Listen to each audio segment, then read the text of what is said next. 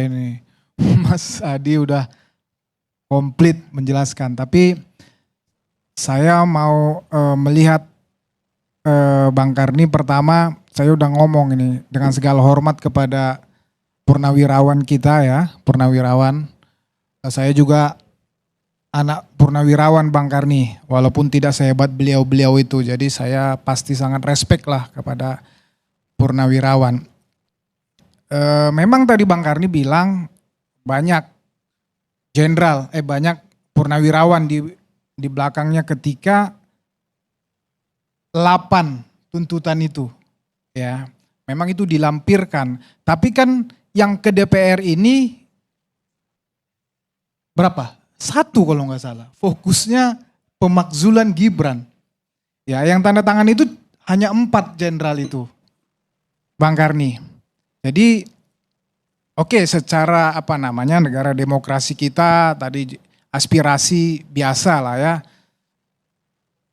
Tapi yang mau saya katakan adalah kenapa saya katakan ini ya bukan tapi ya aspirasi biasa aja. Saya mengatakan bahkan ini aspirasi yang tidak penting.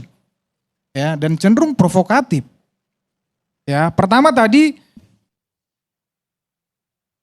forum purnawirawan ini itu saya melihatnya hanya 4 orang ini saja, dan bisa kita lihat latar belakang beliau-beliau ini ke belakang berada di mana ketika Pilpres.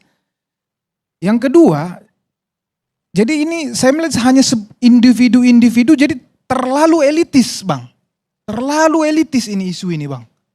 Ya. Ya. Sah saja kita mengatakan beliau-beliau ini orang-orang yang belum move on gitu loh. Ya. Sabar, kenapa? Masih ada 2029 kalau pengen mengambil alih kekuasaan lagi, kalau pengen merebut kekuasaan.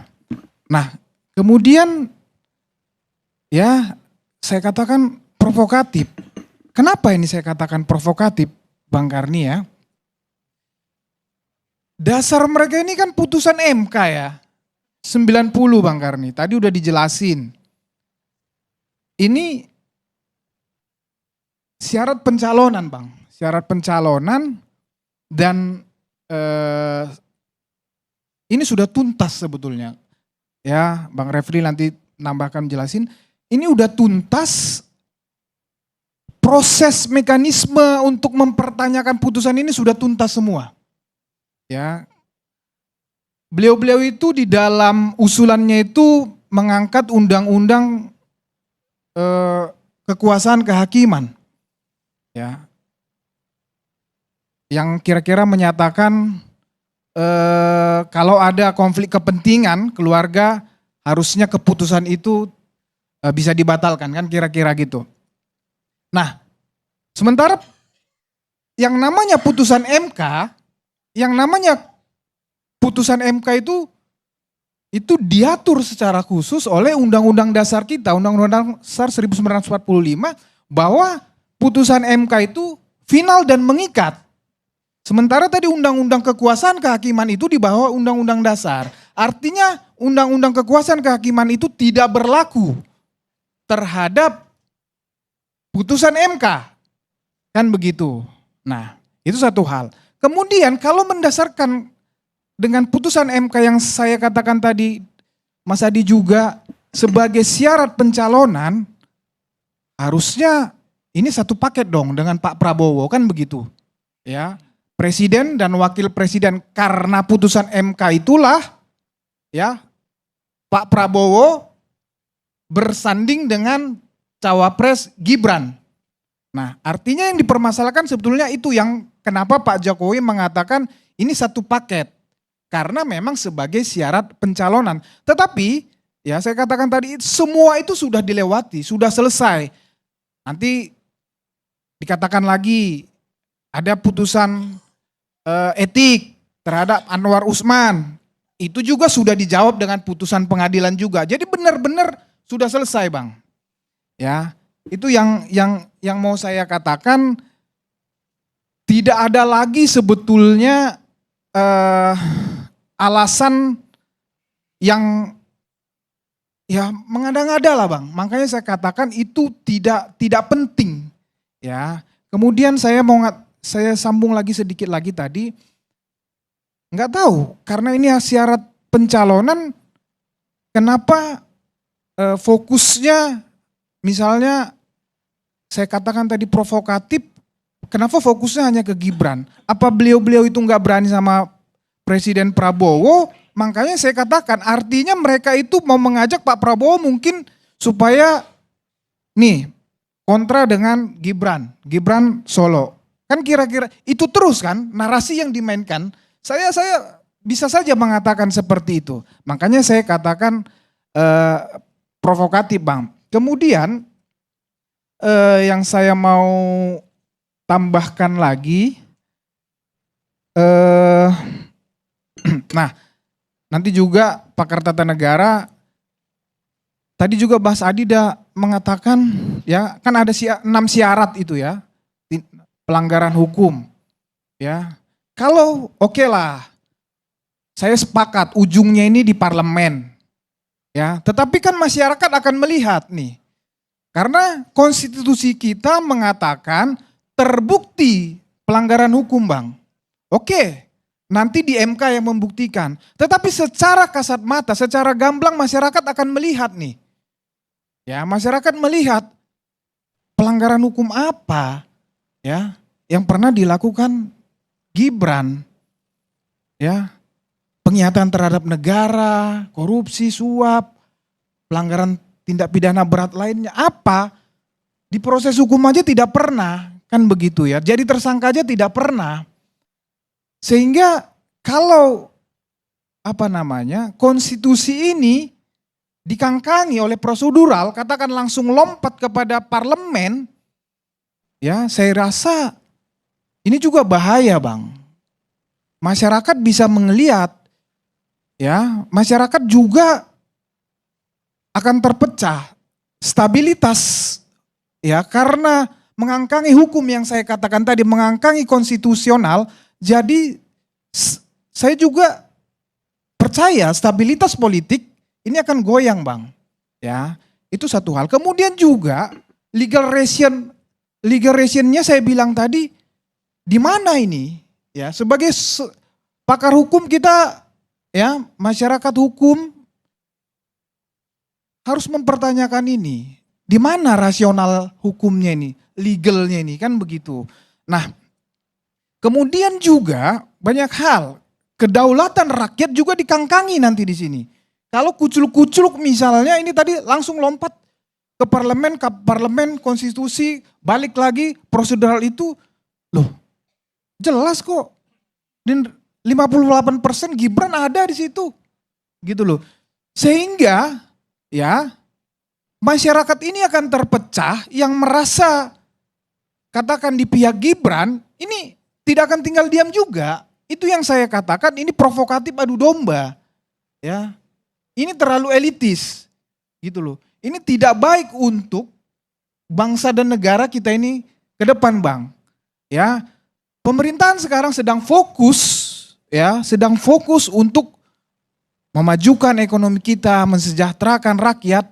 Jadi dengan usulan isu-isu seperti ini, justru ini akan mengganggu stabilitas politik kita, ya akan memberikan ketidakpastian hukum terhadap pemerintahan, terhadap negara kita, sehingga investor, ya pengusaha juga tidak akan percaya kepada pemerintah kita. Jadi ini benar-benar. Iya, halo teman-teman, kembali bersama saya di channel ini. Salam inspirasi, salam NKRI harga mati. Ya, bersama saya di channel NES 2045 yang membahas seputar politik, pendidikan, dan juga budaya. Ya, pada video kali ini menarik sekali soal tuntutan dari para purnawirawan TNI dengan berbagai ratusan jenderal dan juga pangkat-pangkat yang lainnya. Ya, beliau ya Waketum Projo, ya wakil ketua Projo, ya.